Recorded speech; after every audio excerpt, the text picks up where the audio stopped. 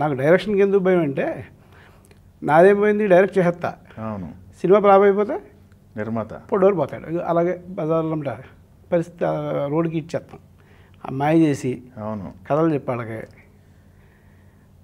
నేను డబ్బు సంపాదించుకుని లేదు ఇంటి దగ్గర నుంచి తెచ్చుకుని సినిమా తీయగలిగే కెపాసిటీ వచ్చినప్పుడు డైరెక్ట్ చేద్దాం. ఓకే, అంతేగాని పక్క డబ్బుతో మనం వ్యాపారం జూదం ఆడకూడదని. అంటే పోతే నాదేం పోద్ది, నేను ఇంకో సినిమా ట్రై చేసుకుంటా. అవును, పొడవరు నిర్మాత వన్ డబ్బు పోతే అవును రోడ్ల అమ్మడి పడాలి అని భయం వేసింది సైక్లాస్ గారికి. ఓకే చాలామందిని చూసేవాడిని. ఓకే, అంచేత నేను ఇండివిజువల్గా నా సినిమానే నేను డైరెక్ట్ చేసుకుందాం అనేలాగా వదిలేసి ముందు మళ్ళీ నెక్స్ట్ డైరెక్షన్ డిపార్ట్మెంట్ మానేసి ఒక సినిమా ప్రొడ్యూస్ చేశాను. ఓ అవునా, ఓకే.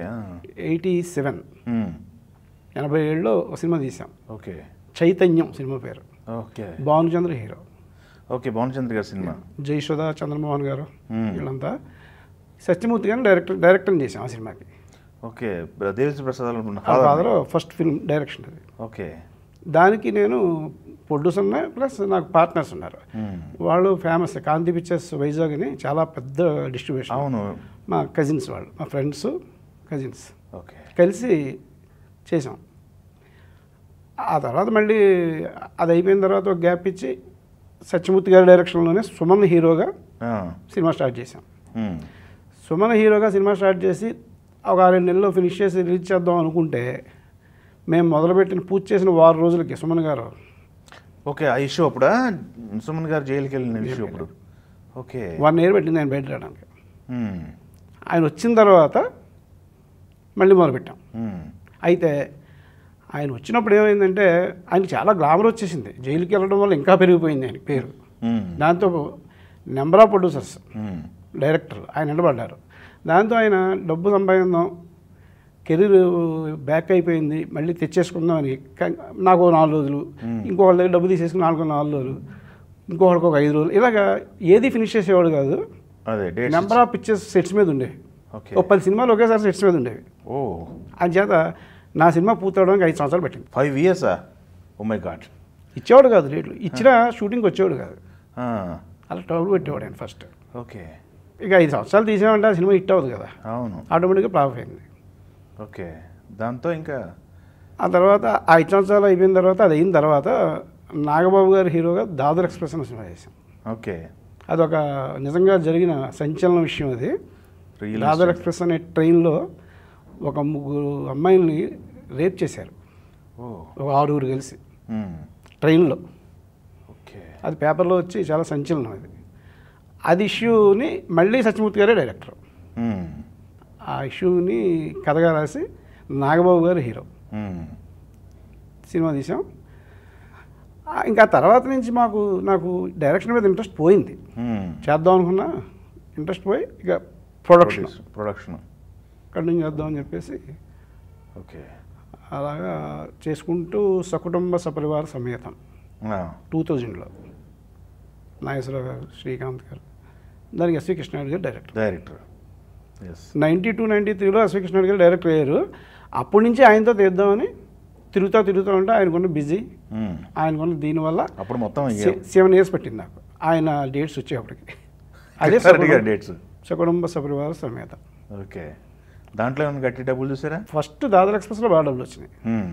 సకుటుంబ సపరివార సమేతం కూడా పర్లేదు. ఓకే, తర్వాత కోదండరాముడు అని జేడి చక్రవర్తి, అవును, అది కూడా వైజాగ్ కాంతి పిక్చర్స్ రెడ్డి గారు నేను కలిసి చేశాను. ఓకే ఓకే, అది కూడా ఓకే, బిజినెస్ అంతా అయింది, సినిమా ఫ్లాప్ అయిపోయింది. అది కృష్ణారెడ్డి గారు. ఆ జర్నీలో 97లో అక్కడ చెన్నైలో వినాయక్ గారు పరిచయం. ఓకే, నా ఎరిగి అక్కడ మా ఇల్లు అక్కడ అరుణాచలం స్టూడియో పక్కన ఉండేది. ఆ స్టూడియోలో వినాయక్ గారు ఫస్ట్ సినిమా అబ్బాయి గారు, వెంకటేష్ బాబుది, ఈవి గారు, దానికి అసిస్టెంట్ డైరెక్టర్ అయిన. అరుణాచలం స్టూడియోలో షూటింగ్ జరుగుతుంటే ఆ సినిమాకి సీను వైట్ల గారు అసిస్టెంట్ డైరెక్టర్. సీను వైట్ల మా ఏరియా దగ్గరే మాకు వచ్చినప్పటి నుంచి నా దగ్గరికి వచ్చేవాడు. దానికి అసోసియేట్ సీను వైట్ల, అసిస్టెంట్ వినాయక్ గారు అబ్బాయి గారికి. బ్రేక్ టైంలో సీను వైట్లు ఏం చేశాడంటే వినాయక్ గారిని తీసుకుని ఈ పక్కనే మా ఫ్రెండ్ ఉన్నాడు ఒక ప్రొడ్యూసర్, అక్కడికి వెళ్దాం రా అని చెప్పేసి మా ఇంటికి తీసుకొచ్చాడు. తీసుకొచ్చి వినాయక్ గారిని సీను వైట్లు నాకు పరిచయం చేశాడు. వినాయకరావు అని నా అసిస్టెంట్ అని. ఓకే ఓకే ఈయనకి ఆయన అసిస్టెంట్ అన్నమాట. ఓకే. ఆ పరిచయం బాగా క్లోజ్ అయ్యాం. ఓకే. క్లోజ్ అయ్యి వినాయక్ గారిని సాగర్ గారి దగ్గర పెట్టాం. సాగర్ గారు ఉన్నారా? సాగర్ బాబు. సాగర్ గారు అప్పటికే నాకు మంచి క్లోజ్ రిలేషన్, మాకు కొంచెం గాడ్ ఫాదర్లా ఉండేవాడు. అప్పటికే సీనియర్ మోస్ట్ మద్రాసులో వాళ్ళు చిన్నప్పటి నుంచి పెరిగింది ఫ్యామిలీ సాగర్ గారు అంటే.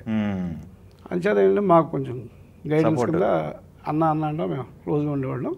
మాకు ఏ అవసరం వచ్చినా ఎలాంటి వచ్చినా జాబులు కావాల్సి వచ్చినా ఆయన దగ్గర పెట్టేసేవాళ్ళం. ఓకే. సీను వైట్లని అలా పెట్టినా అక్కడ ఆయన్ని మన వినాయక్ గారిని. అప్పటి నుంచి అసోసియేషన్ అలా ఉండిపోయింది. ఓకే. తర్వాత మళ్ళీ సగడం అయిపోయింది, కోదనాడు అయిన తర్వాత మళ్ళీ సినిమా చేయాలి. అప్పటికి చెన్నై నుంచి ఇక్కడ షిఫ్ట్ అయ్యాం. హైదరాబాద్కి వచ్చేసారు. 97లో వచ్చాం. ఓకే. వచ్చే అంతా వచ్చేసరికి